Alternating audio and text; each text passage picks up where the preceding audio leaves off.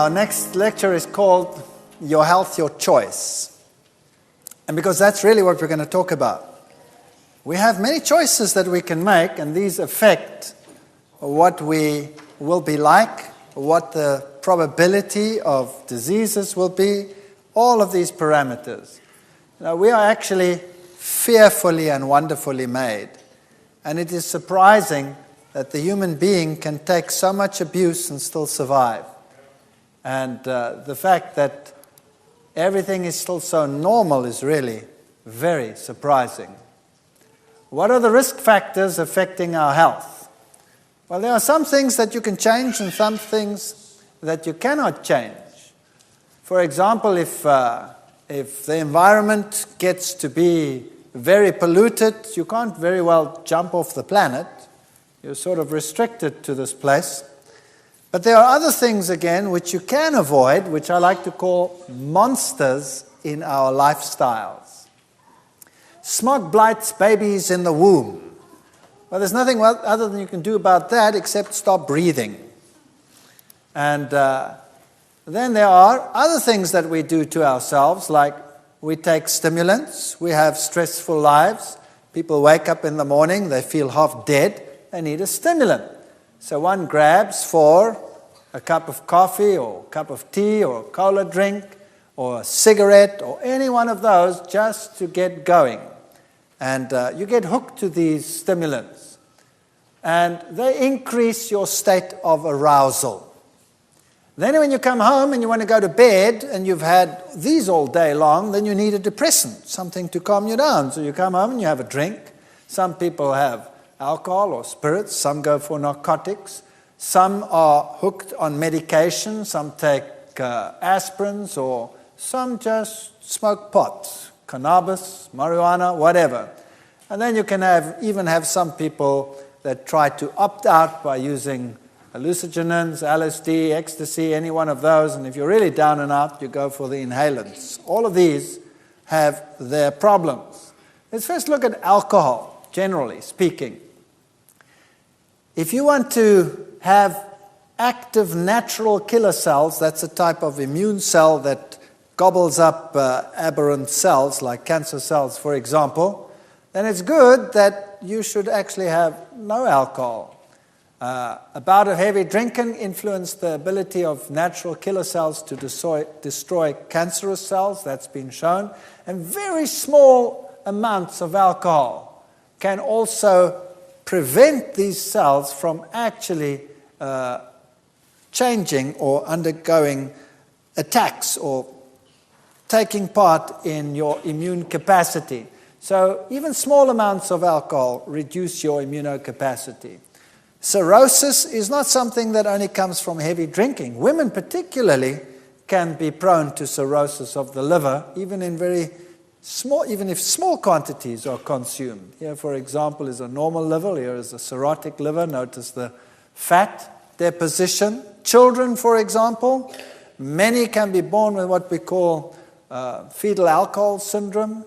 Typical would be a small head circumference, low nasal bridge, eye folds, short little nose, small mid-face, thin upper lip. And not all of these features present at the same time necessarily, but typically that would be fetal alcohol syndrome. You know, it's very strange that women who drink excessively while pregnant have a 30 to 45% chance of having a child affected, but notice that just 2 mixed drinks per day seems to be the level at which damage occurs. So even a small amount of alcohol is detrimental to development. It's detrimental to your immune capacity. Everybody knows that cigarettes are bad for you. And typically, cigarette smoke per day and the incidence of cancer is very strongly correlated.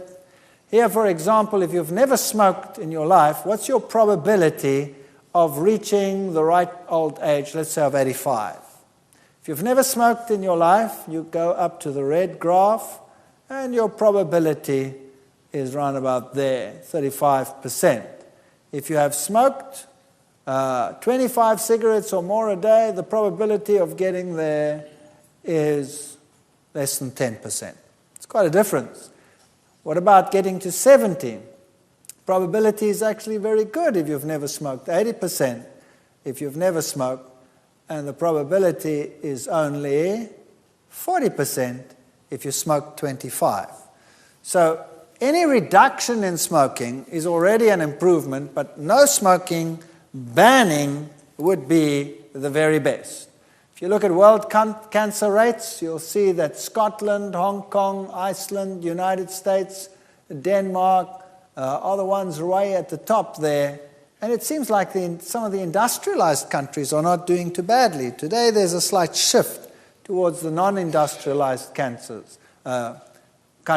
Lung cancer in the United States, males started smoking since the 1950s quite heavily, and then it increased rapidly to the 90s. Women lagged behind in this social adventure and only started smoking in 1965. Probably because women are more intelligent than men. Isn't that right? Absolutely. It must be, right? But it seems as if they are catching up eventually, and today there's actually a shift around. So given time, men get more intelligent. I don't know exactly how that works.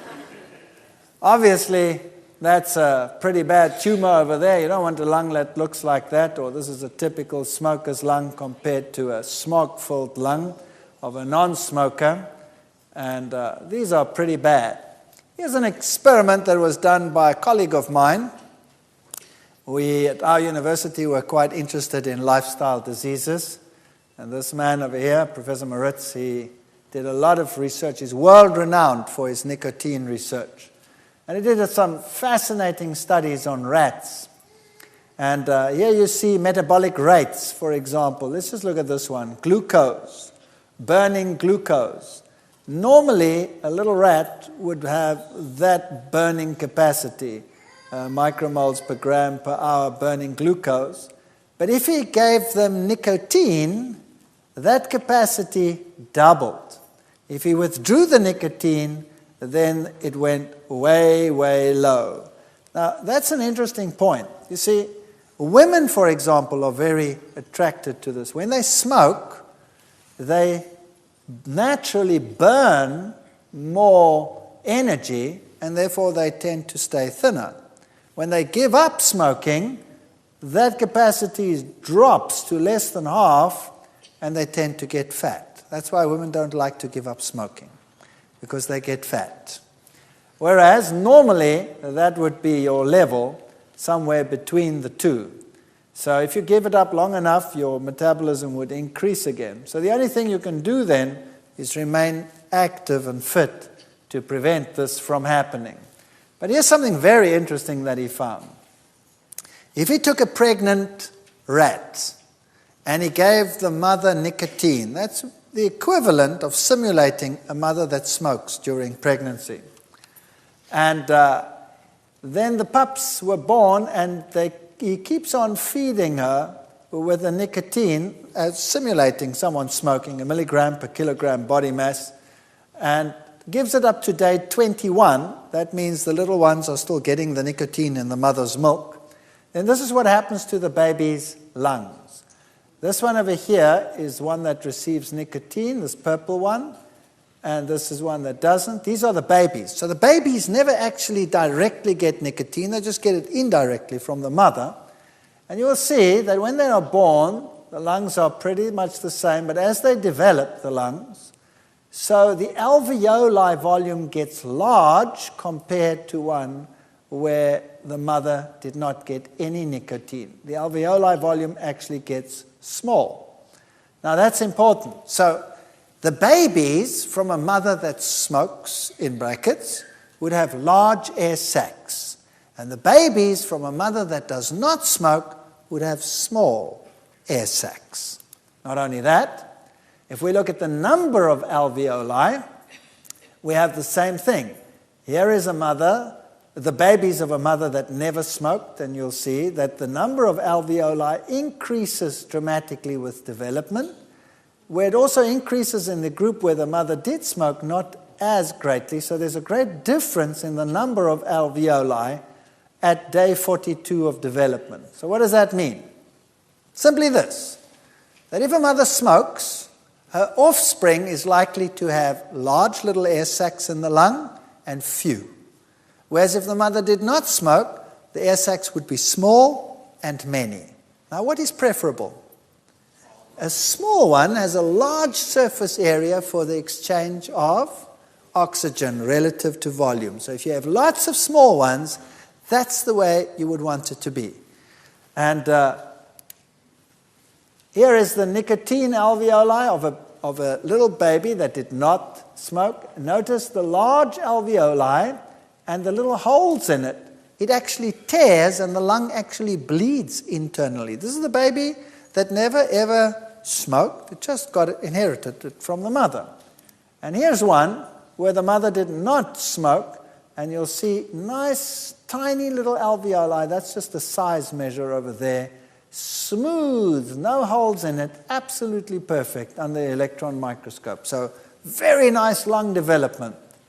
And then he did something interesting. He took the whole lung and he put it in an acid and he dissolved all the tissue away until only the elastic tissue was left. And here was the lung of a control rat. In other words, once all the tissue had dissolved, that's what left. That's the elastic tissue. It looks like a sponge.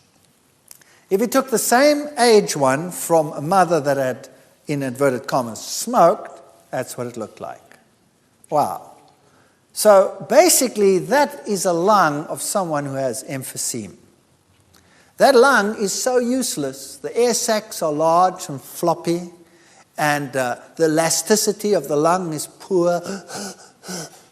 So some people who have children do this to their kids. I believe my wife is one of them. She has the worst lungs under the sun.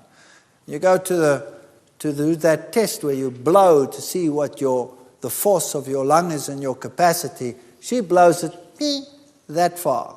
Her mother was a heavy smoker while she was pregnant, and my wife just inherited these pathetic lungs. Me, I blow that thing into the middle of next week. My mother never smoked, even though I smoked when I was stupid and young. It makes a big difference. Your choice, you see, does not only affect you, it can affect your offspring. And secondhand smoke is just as bad.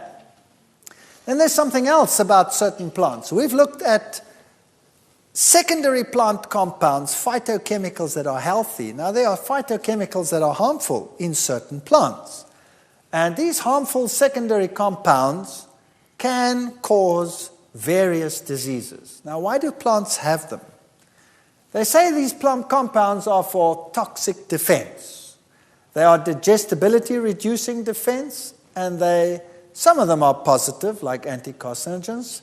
Bad ones are called alkaloids.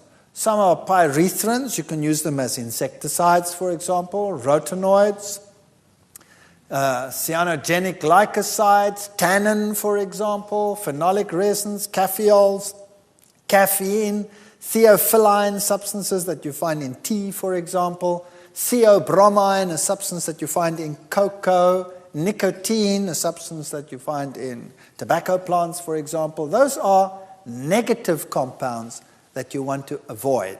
Now, different plants have different compounds. All plants vary in the substances within them. And so the whole animal kingdom is spread over the plant kingdom. So certain animals will eat certain foods and no other foods. So, for example, the tobacco hornworm is a worm that feeds on tobacco plants. And it has an enzyme which neutralizes nicotine. So that worm can eat that plant from morning till night, and the nicotine is neutralized and excreted as though it weren't even there. But it's also attracted to the nicotine. It's its target, and it goes and it eats it.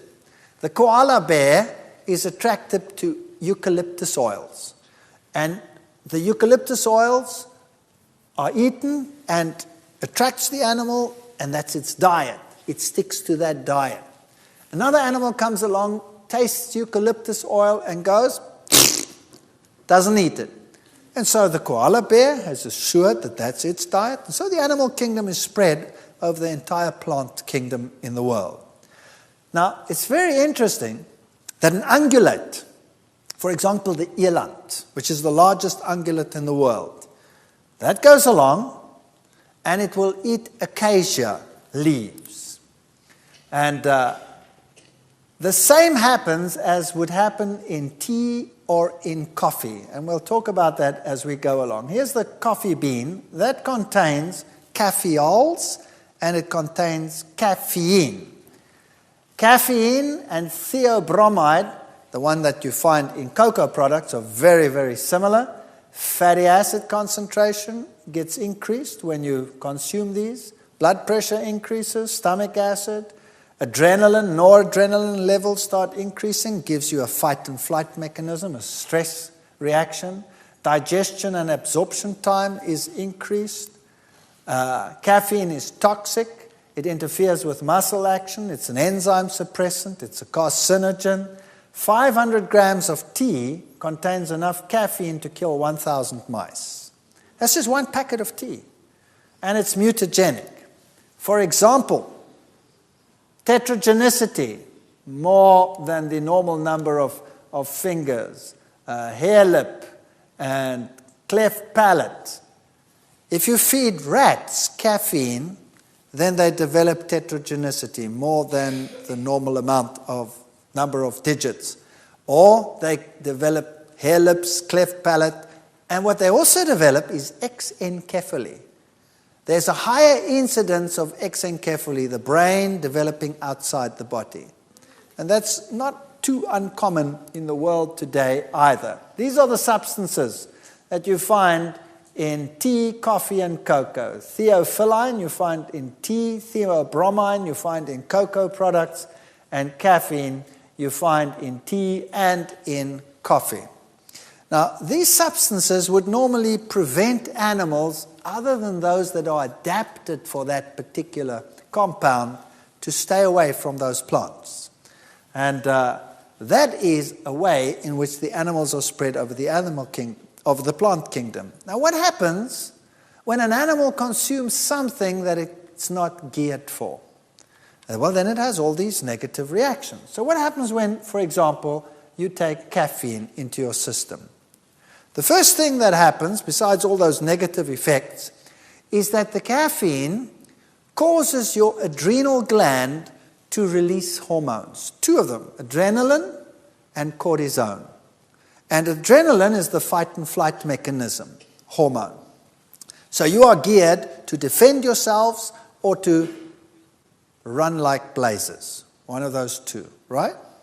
The cortisone, on the other hand, is there to prevent inflammation in case of damage. And it is also there to make sure you have enough energy to do the fighting and the running. So what happens is the cortisone affects the liver, and the liver releases huge amounts of glycogen into the bloodstream. And that's the same as taking a huge glass of sugar water. So you have all this sugar suddenly coming into the bloodstream, ready for the action, the stress reaction that you're going to take part in now. But why do people drink coffee? To go for a heavy run or to beat someone up? Yes or no? No, just to wake up. And where do they sit while they're doing it? At their desk at a computer. So what happens? All of a sudden you drink your coffee and you get a glucose surge. That means you wake up. And in actual fact, you're getting ready to run or defend yourself or beat someone up. But you don't. You just continue with a computer. So now what's your body going to do? It's going to say, whoa, I have an emergency here. So it has to react to this glucose surge, so it releases insulin, and down come your glucose levels. And then all of a sudden you're hypoglycemic, like we discussed just now. That means you're feeling lethargic, tired, stressed. What's the solution to the problem? I need another cup of coffee. So you get another cup of coffee, and you go through the same process over and over and over again. And instead of doing what you're telling your body is happening to you, you are shunting all of this into a totally different direction. It's the worst thing you could do with your body. Tea. Now here's a typical tea plantation. Look how nice and square it is. And there is my example of this nice animal, the eland. Now, the animal that you see on the screen there does not eat tea. It eats acacia leaves. Now, the eland is attracted to acacia leaves, and the acacia leaves have tannin in them. Now, as the animal eats the acacia tree, the tree actually protects itself against overgrazing. So what happens, as the leaves are broken, they release a pheromone, and the pheromone warns the tree and the rest of the trees around something's breaking the leaves. It's a fascinating system. And the trees respond by increasing the levels of tannins in all the leaves. And then at a particular point, the eland will bite and the leaf is astringent. And so it will leave the tree and go somewhere else. It won't eat the tree next door because that one's been warned as well and also is impalatable. So he'll walk about 50 meters and then he'll start grazing again. And then the same happens, and that's why the animals graze and walk and graze and walk and graze and walk. It's a marvelous system. Evolutionists say it developed by evolution. I believe it's design. I believe God put it into the tree to prevent the eland from, what prevents this animal from just stripping the whole tree? What prevents it? Nothing. Here's a mechanism that tells it, enough for you, off you go and eat elsewhere. Now there's something else that's interesting. A tree wants to grow. And so the young leaves and the buds are protected as well by putting higher levels of these noxious compounds in the young leaves. We call it the ephemeral tissue, into the young leaves and buds. And then the animals come and eat, and they eat the older leaves rather than the young ones, because the young ones are impalatable to them. And that way, the tree can actually grow even though it is being grazed upon. That makes sense, doesn't it? Imagine if animals came along and only ate the young growth. The tree would never be able to grow. No plant would grow. That would be the end of it. So nature is designed so that there is no overgrazing and that plants can grow even though they are a food source for animals. It's actually a magnificent system. So now, what have we established? When these levels are high, they are deterrents to animal. They cause digestive problems. They cause repression of enzymes and functions such as that. So now let's see what happens when you go to gather tea. Notice that these plantations are square on top and on the sides. They are square. How did that happen?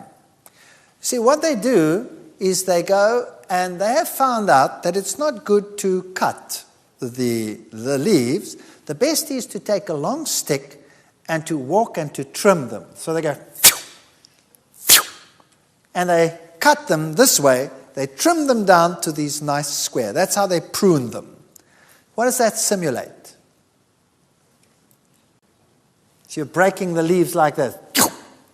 What does that simulate? Yes, that's right. It simulates an animal eating the plants.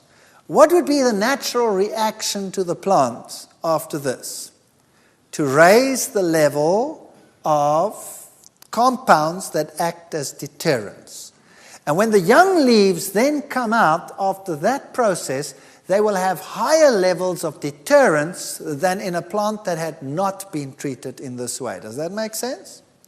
And then the pickers go out, and for the very best of teas, what do they collect?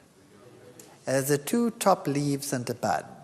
Those have the highest levels of these noxious compounds in them that any self-respecting animal would avoid, but not man. Man picks them, and then what does he do with them? Well, he dries the leaf, and that he calls green tea. But that's not good enough for most people, so what they do is they take all these leaves. By the way, how does he dry them? By cutting down the forest, making huge amounts of smoke, and drying it that way. Then he takes this tea and he puts it into fermentation vats, and he adds bacteria, and then he ferments them. Now, bacteria have to live. What do they live on? They live on everything that is edible in that leaf. And they ferment it away until it's all gone, and what remains in that leaf? Only that which is non-usable. So now, when you take that and you dry it again, what do you have then? Then you have high concentrations of toxins which no self-respecting animal would even get near to. It would be astringent, and it would be bitter, and it would be a taste and a metabolic deterrent. And what do we do with it? We make a solution, and we pour it into a cup, and then we say, drink it. Now do a baby test and give a cup of black tea to a little baby and watch its face. It'll take a sip and it'll go, how? And spit it out, right? What do? Obviously the thing is impalatable. It's as bitter as gall. It's full of toxins. We have to make it palatable. So what do we add? Sugar, because it's bitter. Now we add the sugar to take away the bitter. We are the stupidest animal on the planet, no doubt. You add the sugar, and then it's still astringent. So what do you add to prevent that, to make it smoother? You add cream. And then you can actually get this noxious compound down. And it's still so wickedly bad that you have to make a culture out of it. So you put it in a neat little cup and you raise the finger and you teach everyone that you have to drink it like this. And then you must say, afterwards. And when you've learned that, you've become a tea drinker, right? And there is no animal as moronic on the face of the earth. No other animal would do that except man. So tea and coffee is bad, bad news. So I have good news for you. There are many, many plants out there that have very good phytochemicals in them, and herb teas are not made from 2 leaves and a bud. How do they make herb teas? They take the whole plant and they use the whole plant for herb teas.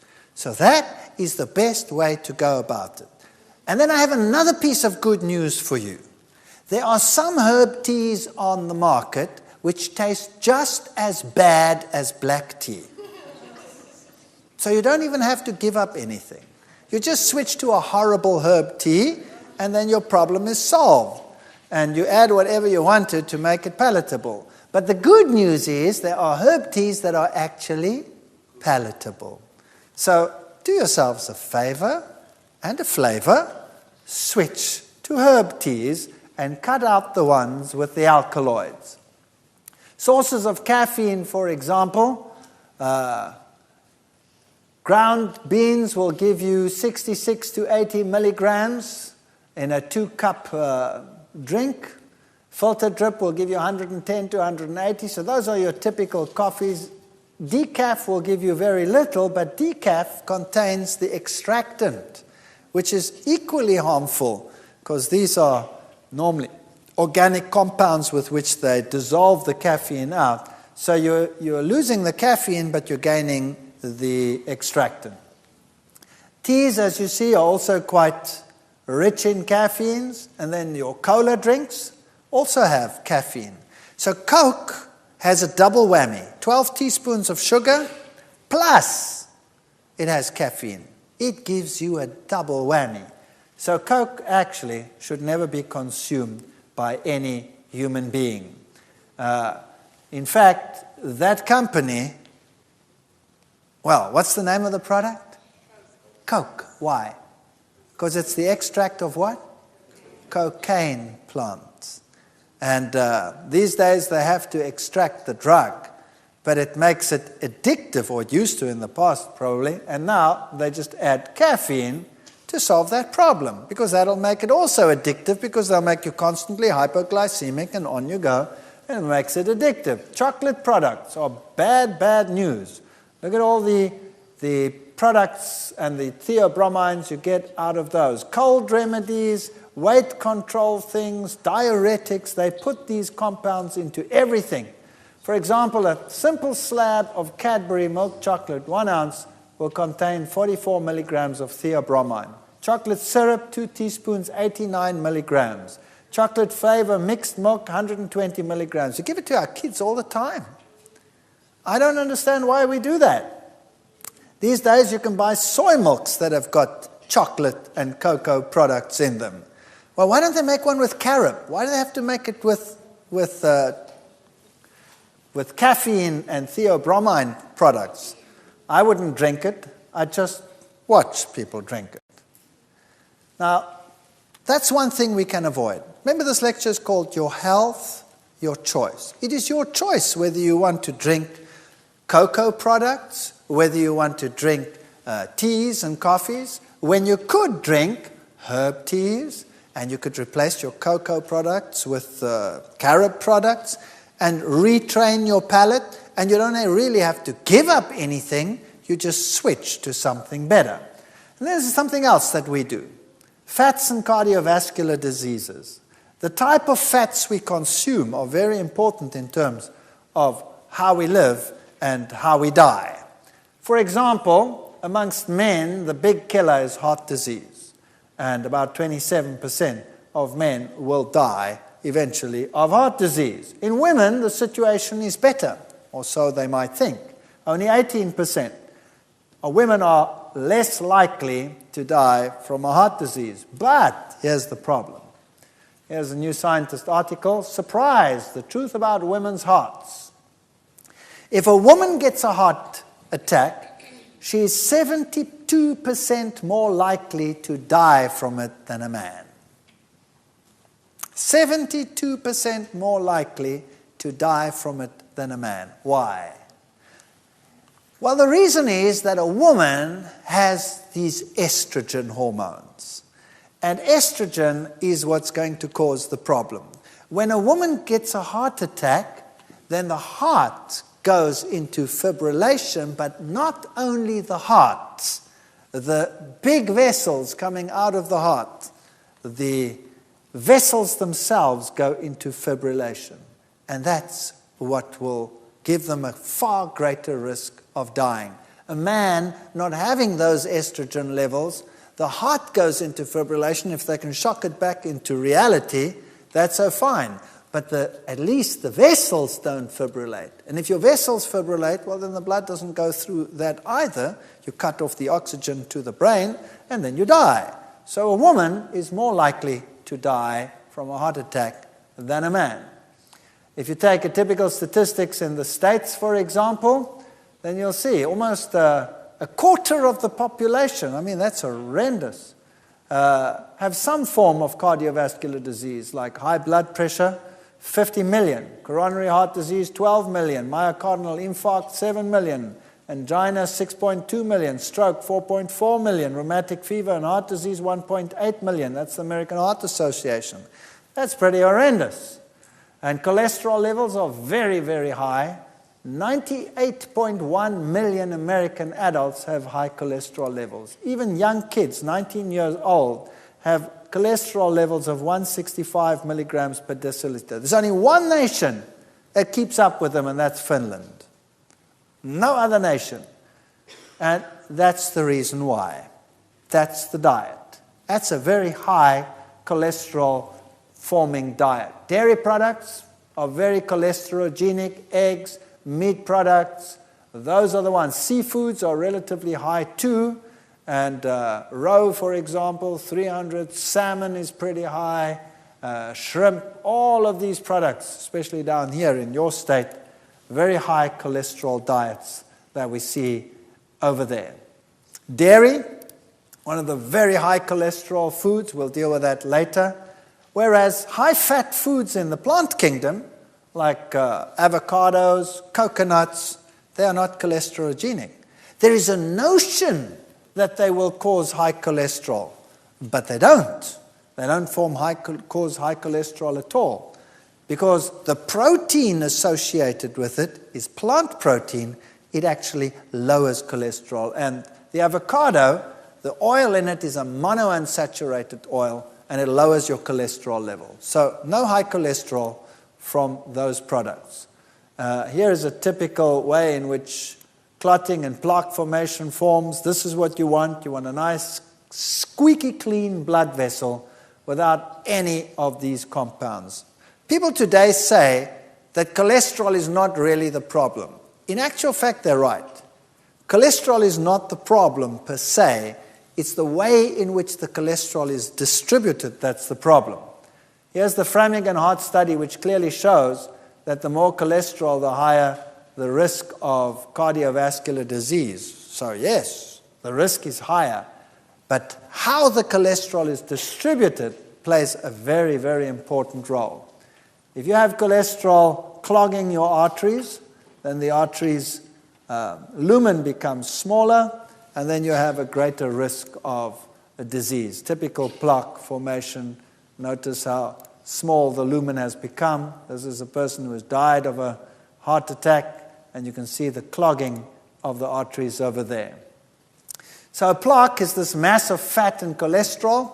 Arteriosclerosis is hardening of the artery. Often calcium deposits come in there because you have such high acid diets that the calcium even deposits in the blood vessels.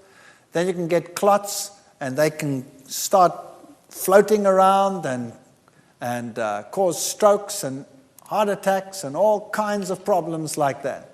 And by the way, if you're an African American, then you have twice the probability of getting these diseases than if you are a European white stock. That's just the luck of the draw. It just happens to be so. And I think the reason is that the population that is derived from black Africans in Africa has had a shorter time to adjust to high-fat diets than the Western typical European society. So that's just something we have inherited over time, a greater capacity to deal with a bad diet than the poor black people have that have had a shorter history of such diets. Now here's something that's very fascinating. The American Heart Society started warning against saturated fats and said they were the ones that caused heart disease. And by the 1970s, this started taking effect. And the average American started changing his diet, taking more polyunsaturated fats and less saturated fats. Is that correct? And they told everyone to switch from what to what? From butter to margarine. That's right. And lo and behold, it worked like a bomb.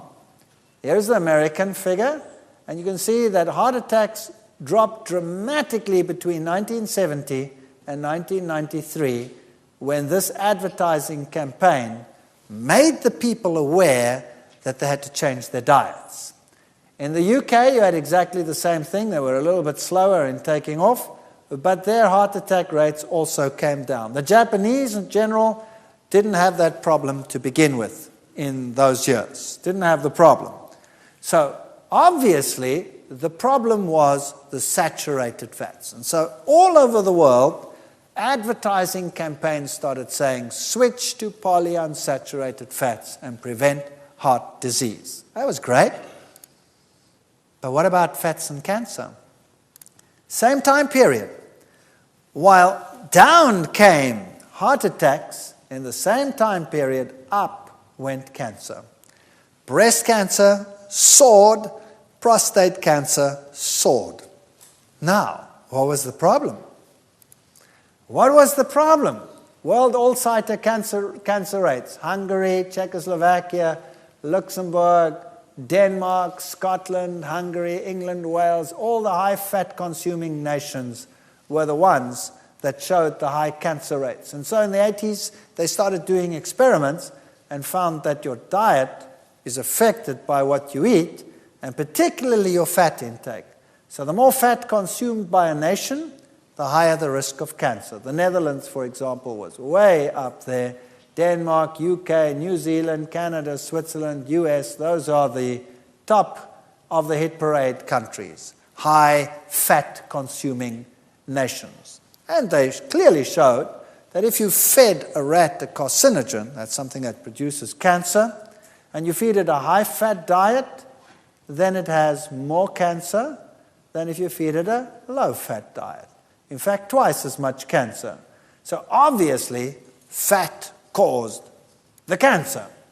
And the types of cancer particularly were breast cancer, colon cancer, rectal cancer, prostate cancer, and pancreas cancer. Those were the cancers that were induced by fat products.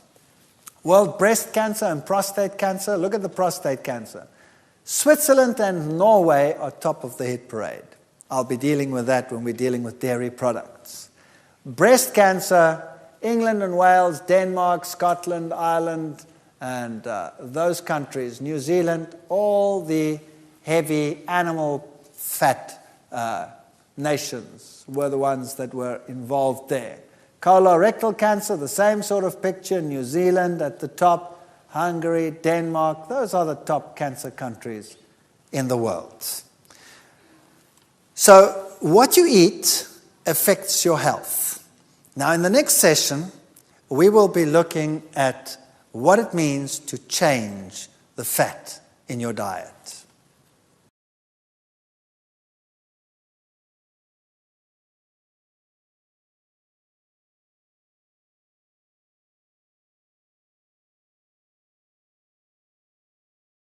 All right, we've been looking at fat in the diet. And fat in the diet, we saw in our previous session, is directly correlated with disease, either cardiovascular disease or cancer. Now we're going to look at messing with fat, changing the structure of a fat. What does it mean? Now here's a normal saturated fat. Notice that there are no unsaturated bonds over there. Here's an unsaturated fat. There's a double bond there, a double bond, and a double bond. So this is a polyunsaturated fat.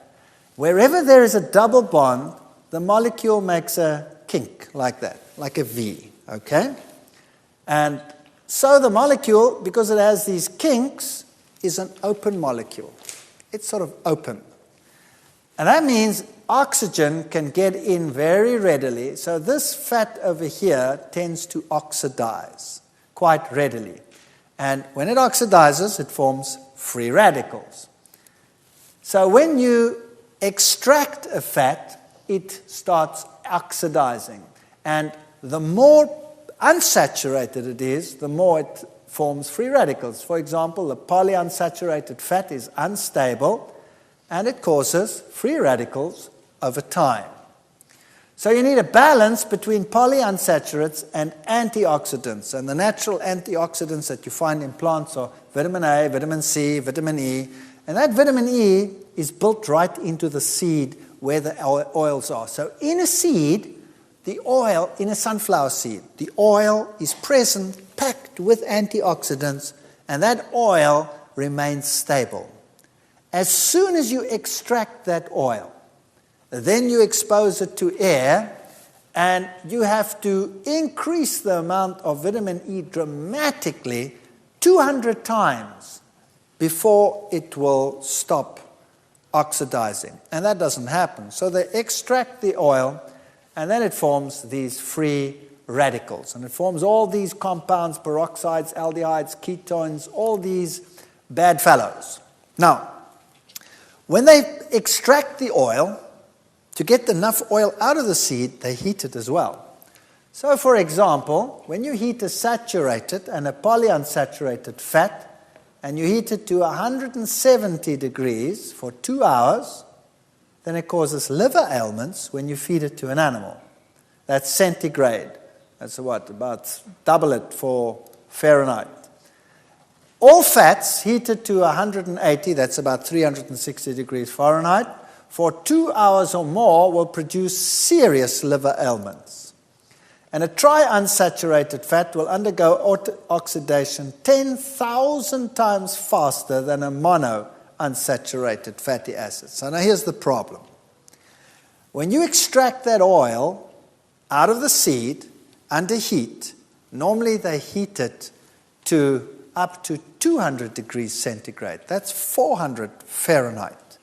And they do that for 2 hours. So by the time you buy it, that oil would already cause serious liver ailments to a rat. Now, what do you do with the oil when you buy it? you cook with it.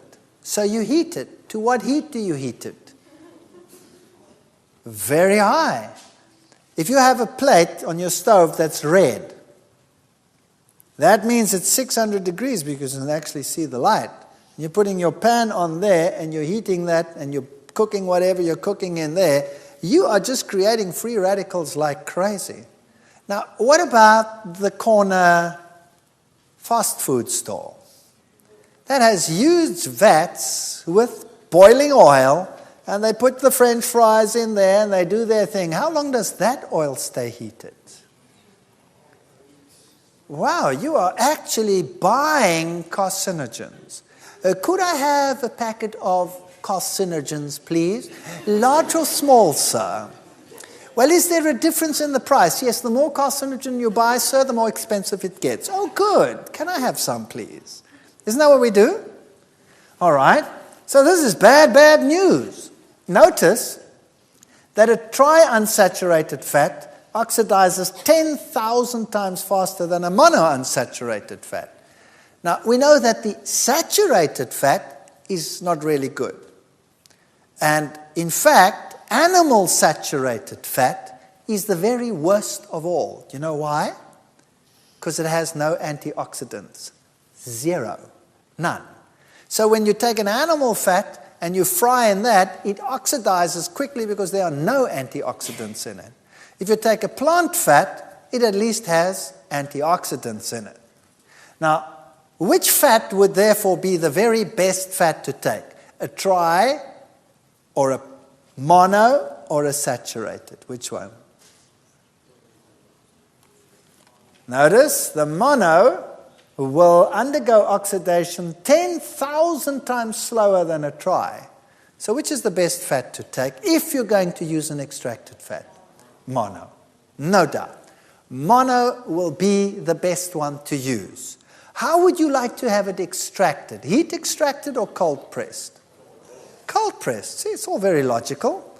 And you can choose. You can go to the store and you can choose carcinogen or polyunsaturated or monounsaturated heat extracted or monounsaturated cold pressed.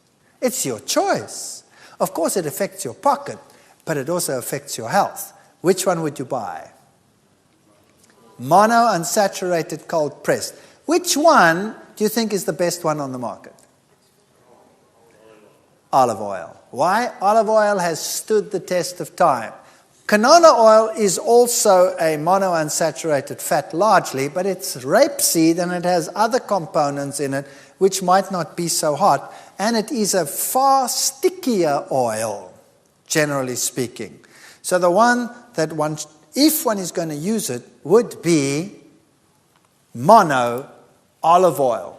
And you can see that is a saturated, polyunsaturated mono. It takes the longest before it starts oxidizing. In fact, it only really starts oxidizing after being heated for about an hour or 2 hours.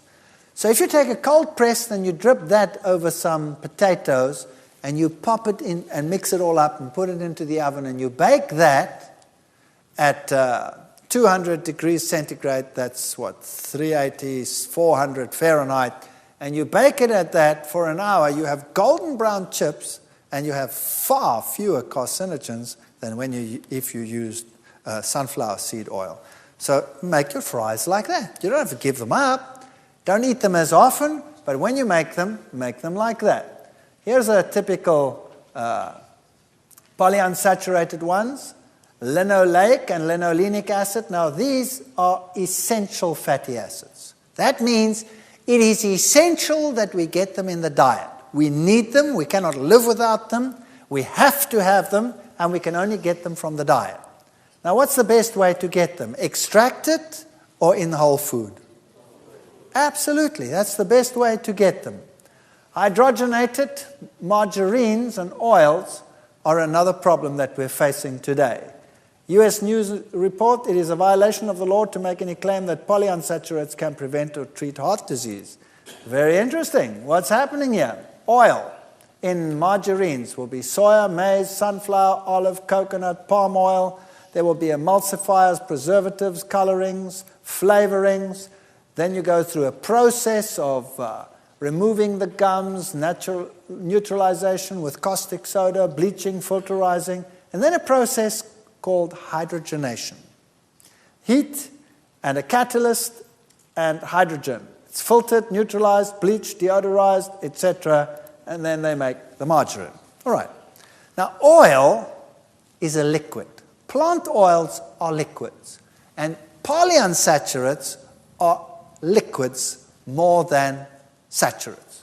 So now, normally, all oils naturally are in a form that we call the cis form, which means if you have your double bond, the two sides of the chemical arms are on the same side of the double bond.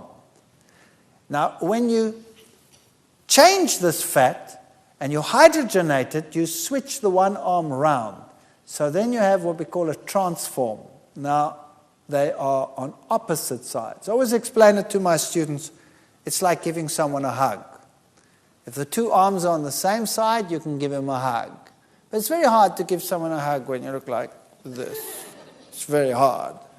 So this form is the only form that our body recognizes. We have enzymes for this form, but we don't have enzymes for that form.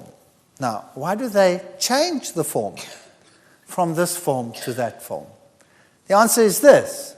That form is a liquid. The cis form is a liquid, and the trans form happens to be a solid. And they know that you do not want to pour your margarine over your bread. You want to smear your margarine over your bread. Does that make sense? And there's one other thing. When it is in this form, in the trans form, the bacteria don't have the enzymes to recognize it either. Which is good for the industry. That means that fat will not go rancid.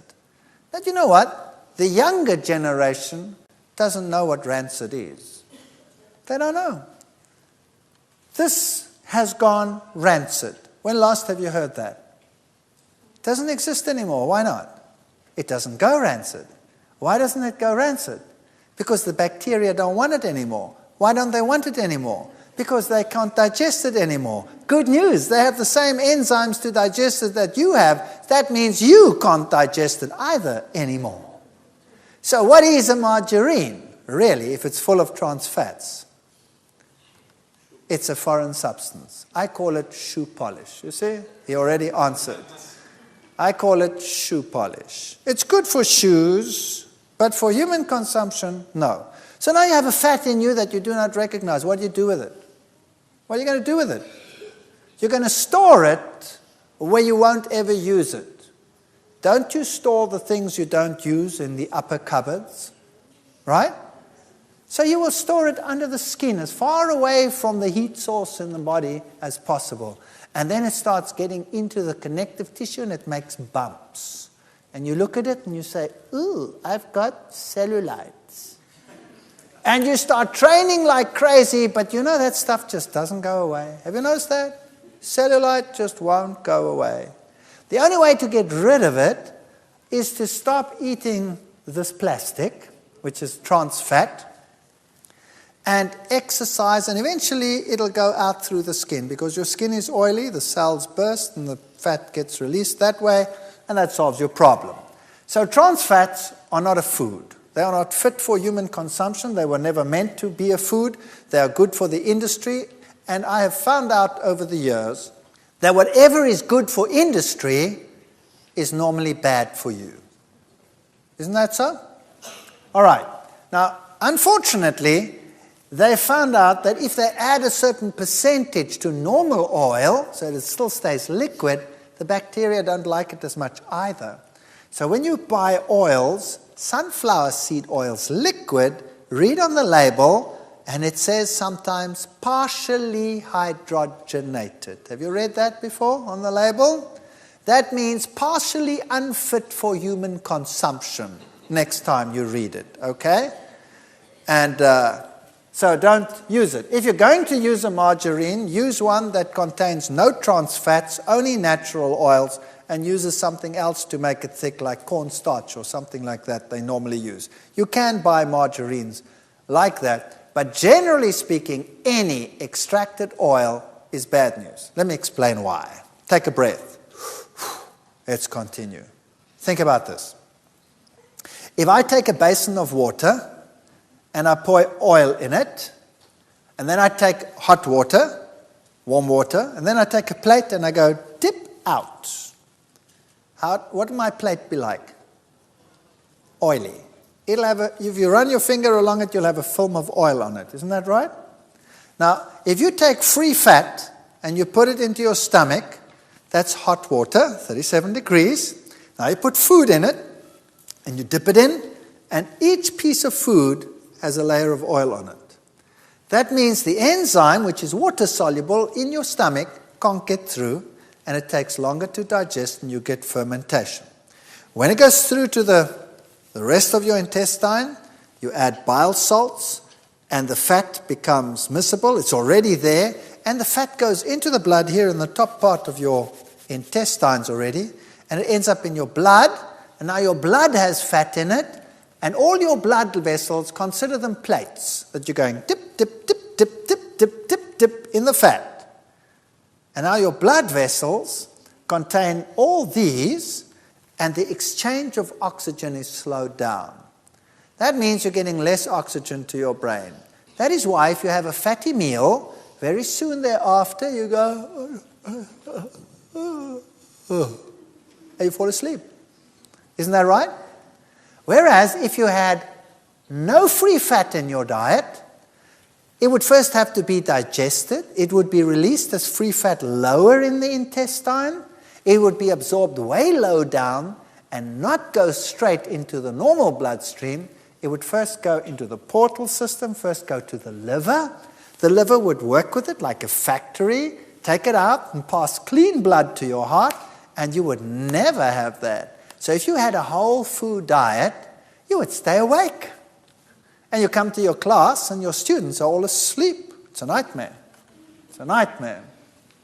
So, switch to margarine. Women who eat 4 or more teaspoonfuls of margarine a day have a 66% greater risk of heart disease than women who have margarine less than once a month. Now, why is that? The trans fatty acid levels in the margarine seems to be the problem. So, you don't want trans fats. Trans fats are not a food, and they cause cardiovascular disease, and the polyunsaturates, they cause cancer. Margarine is not a good idea. Not a good idea. So what do you replace it with? There's another lecture coming up on that. Mopping up free radicals, we've already discussed it. So what you want in your diet, because we're going to face these hazards in the world, is you want lots of fruits and vegetables and natural foods such as these in your diet to help you cope with that situation as we discussed it in the previous lecture. All of these will help you mop up those free radicals. And it's very important that you don't just look at them, you actually eat them. Now I want to speak about one real hazard in the world today. I just want to make it quite brief. And that is additives. Here you have another choice. So we've seen your health, your choice. You can choose the oil that you want to buy. You don't have to give it up. You just choose the one that's going to be best for you. You can eat it in the whole form, or you could eat it in the extracted form. There are many, many things that you can do. But you can also look at what they put in the food, the additives. Today, there are about 8,000 additives listed by the World Health Organization. The number is increasing dramatically. Anything from anti-caking agents, anti-foaming agents, dyes, bleaches, bulking agents, emulsifiers, stabilizers, firming agents, flavorants, gelling agents, preservatives. The list is just endless. And there are many food intolerances that people have. You have non-immunological toxic effects, and then you have immediate ones, delayed ones, psychological effects, physiological effects. 10 to 20% of the population is asthmatic. Much of this can be alleviated just by getting rid of the additives, like Sulfate oxidase deficiency leads to asthma. Dairy products is another one we'll be dealing with later. Now, the food additives are used as all of these components for colorants, etc. Some of them are used during processing, like foaming agents, anti-foaming agents, pH control agents, and all of those. And some are used in the final product, like your antioxidants, your colors, your pH control agents, your texturizers to keep things crispy, etc. And these are some of the behavioral reactions. Migraine, hyperkinesis, that's hyperactivity, or super sluggishness, photophobia, depression, irrational behavior, all of these, paranoid ideas, even transient blindness, and then all of these nerve disorders, insomnia, fatigue, nervous tics, all of those can be attributed to food additives. Sweeteners are one of the worst ones to watch. They're used in place of sugar, as you know. Saccharin is a very common one. It's implicated in abnormal cardiac rhythm, causes itching, nausea, swelling, blistering. It's a mutagen. It's listed as a carcinogen and banned in some countries. Some countries don't ban it. I don't think the United States actually bans it. It's one of the countries where you can get it. So saccharin is not one that we should take. But one that is probably most rampant in the world today is aspartame. It is used everywhere. It's used in power drinks. It's used in sport drinks. It's used in sweets. It's used so widely that it's scary. You'd have to watch where it is used. Aspartame is the technical name of a brand name such as NutraSweet, Equal, Spoonful, Equal Measure, all of those. And it accounts for about 75% of adverse reactions in the United States, for example. There are some 90 symptoms associated with it. Headaches, migraine, dizziness, seizures, nausea, numbness, muscle spasm, weight gain, rashes, depression, fatigue, irritability, tachycardia, fast heart rhythm, insomnia, lack of sleep, vision problems, hearing loss, heart palpitation, breathing difficulties, anxiety attacks, slurred speech, loss of taste, tinnitus, vertigo, memory loss, joint pain. I mean, the list is just endless. That's definitely one to avoid. Now, what does it do? This is what can be triggered by aspartame. So brain tumors can be triggered by it. Multiple sclerosis, if you have it latently, it can be triggered. Epilepsy, chronic fatigue syndrome, Parkinson's, Alzheimer's. Doesn't cause it, it just exacerbates it. Mental retardation, lymphoma, birth defects. Terrible stuff. Now, what is it made of? 3 chemicals. Aspartic acid, phenylalanine, and methanol. 2 of them are amino acids. So there's 2 amino acids. So people will tell you aspartame is a natural product. It's made of amino acids. In fact, free amino acids are sweet. And so most amino acids will act as sweeteners.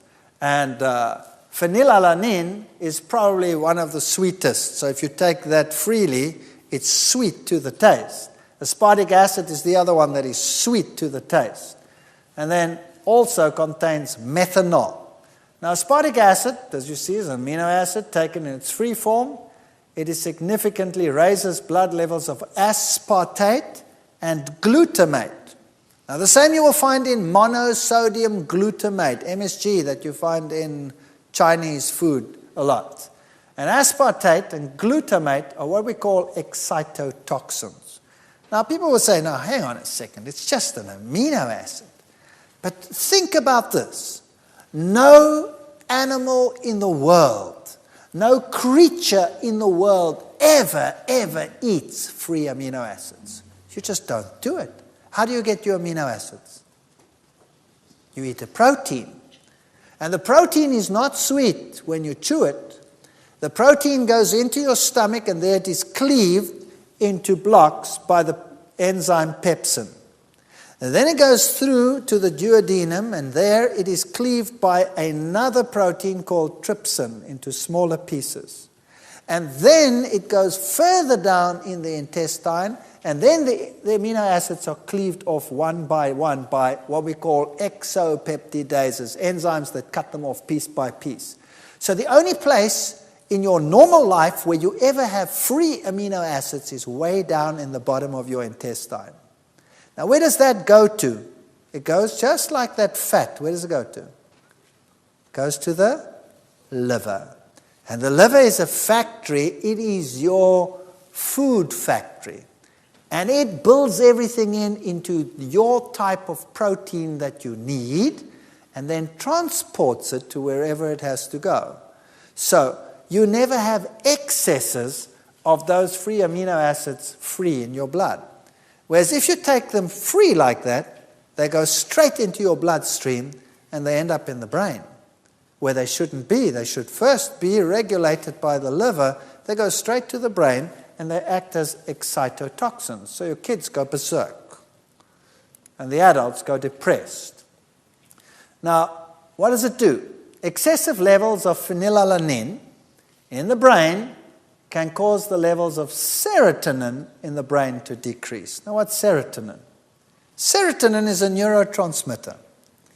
Now, schizophrenics have low levels of serotonin, and they go berserk. They're dangerous, they can kill you, they are out of control, so they're put into asylums. And then a psychiatrist comes along and he gives him medication to what? Raise his serotonin levels, and then he's quite normal. You can talk to him, there's no problem. There's no problem with that person. And as soon as he's off the medication, down goes the serotonin levels and he becomes aggressive. So now imagine this. We are making our society aggressive by giving them excessive levels of phenylalanine.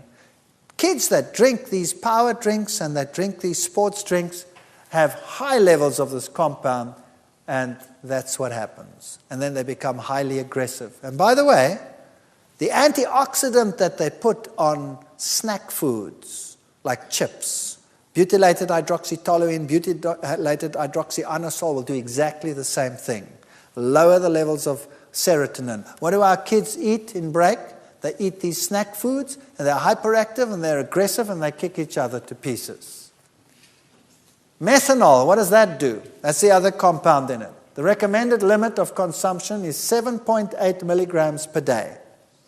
Now, 1 liter, that's a quart approximately, of aspartame sweetened beverage contains 56 milligrams of methanol. Take a look there. 7.8 is maximum recommended. 1 liter, not 1 quart, will contain 56 milligrams. So heavy users of aspartame consume as much as 250 milligrams of methanol per day, or 32 times the recommended amount. Wow!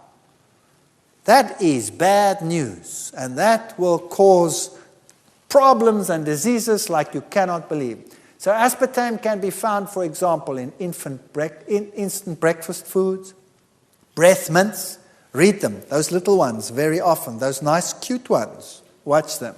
Cereals, sugar-free gum, cocoa mixes, coffee beverages, frozen desserts, gelatin desserts, juice beverages, laxatives, multivitamins, milk drinks, pharmaceuticals, supplements, shake mixes, soft drinks, tabletop sweeteners, tea, beverage. It's everywhere. Wine coolers, yogurt. They put this stuff into everything. I think they're on an agenda to destroy society. I think that's what they want to do. By the way, the level of brain tumors in areas where aspartame was introduced is far higher than in places where it's not introduced. So it's even carcinogenic. MSG will do very much the same thing. General weaknesses, palpitations, headaches, cold sweating, shuddering, especially in children. So what am I basically telling you? By the way, if you take these sweeteners that consist of amino acids, this is what happens. Imagine this. You put this into your mouth and you pick up sweet. Your tongue tells you sweet. Now there's a nervous connection between your tongue and your brain, or else you wouldn't know that it's sweet, right? But there's also a nerve that attaches to your brain, and the brain says, sweet, something's on the way. What is it? Sugar. And it sends an impulse down to the pancreas and tells the pancreas, sugar on the way. And the pancreas says, brain says, sugar on the way, starts producing insulin. And then, after a while, no sugar comes. All you have is amino acid coming down. And the pancreas says, hello, what's going on here? Where's the sugar? The brain says, I know it's coming. I tasted it. Are you calling me a liar? Of course not. And so this communication goes on, and the pancreas responds every time to the brain and produces insulin. And then nothing happens. And guess what happens? It's just like a kid that you tell something too often. What do? They filter it out and they don't even hear you anymore. And so the pancreas stops reacting. And now you have a big something sweet. And the brain says, sugar on the way. And the pancreas says, and suddenly the sugar's in the blood. And then what you have? You have a crisis. You have too little insulin production. So sweeteners, bad news. If you want to make something sweet, then use dates, for example, or natural products like that. So headaches, sweating, seizures, shuddering fits, all of these. The antioxidants we've already spoken about, butylated hydroxytoluene, butylated hydroxyanisole, those are the ones that they put onto all the snack foods. They also lower the serotonin levels by as much as 40%. That's like a schizophrenic. You're turning your kids into schizophrenics. Colorants cause hyperactivity, aggressiveness, allergic reactions, anaphylactic shock. Tartrazine is particularly bad. Preservatives, the sulfites that they use, they cause asthma attacks, for example. It's also a mutagen. So if you buy something that has been sulfur treated, then what you do is you soak it. Say dried fruit. Just soak it, throw the water off, and then you don't have that product on there anymore. Sodium benzoate is a very common preservative in most dairy products. All margarines have it just about. It's very similar to tartrazine, so it's a hyperkinetic. You want to avoid those. The nitrates are carcinogenic, the nitrites that they put into cold meats and cheeses, but we'll cure you of that, so that's no problem. So when you're reading these bottles, it's a nightmare. Going shopping in a supermarket has, for me, become a nightmare. And I stand in front of the racks and I read the labels. And I put the product down. Anything, peanut butter. You want to go and buy peanut butter? You read the labels. And I call the supermarket manager. My wife freaks. She runs away. And I say, excuse me, sir, I'm looking for peanut butter and I can't seem to find it. And he says, but sir, there it is, right in front of you. I said, no, sir, not toxic waste, peanut butter. Let me show you. And then I give him the list of the ingredients and I tell him what each of them does. And I say, don't you have peanut butter? This and this and this and this brand don't have those things on it. Why is it that you only have these brands on your shelf? Couldn't you cater for people that want food and not toxic waste, please? And if enough people do that, eventually you have food on the shelves. So pressure. And learn to read the labels. And start switching to these types of foods. And I know there are problems there too, with sprays and all of that, but we'll be dealing with that as we go along. But this is health food that prevents most of those problems. So basically, your health, your choice. Start reading your labels. Don't pick the brands that have the products. Choose the ones that don't. For example, simple thing. If you want to buy ketchup, the one contains vinegar, as an agent to make it sour. The other one contains citric acid. And we have both brands in my country, the one with citric acid and the one with vinegar. Now, vinegar is an end product of fermentation. In fact, bacteria will go no further in the fermentation than vinegar. There it stops. That means we don't handle vinegar very well. We don't have an enzyme that breaks vinegar down in the digestive tract already. So it goes into the bloodstream and is an acidifier. Citric acid is what you find in nature. You don't find vinegar naturally, except if something has fermented. So the natural sour in citrus, for example, is citric acid. Lemon juice is highly sour, but it is a compound that you break down readily. So if you can choose the one that has citric acid and not the one that has vinegar in it, acetic acid. And if they don't have one, phone the company and say, excuse me, why do you put this and that in your product when this and this and this is better? And if you do that long enough, eventually there'll be a brand that has citric acid. And look for it. Choose the better ones and make sure that they're on the shelves, and start putting pressure on the people out there to say that the consumer is more important than the supplier. And your health, your choice. Thank you.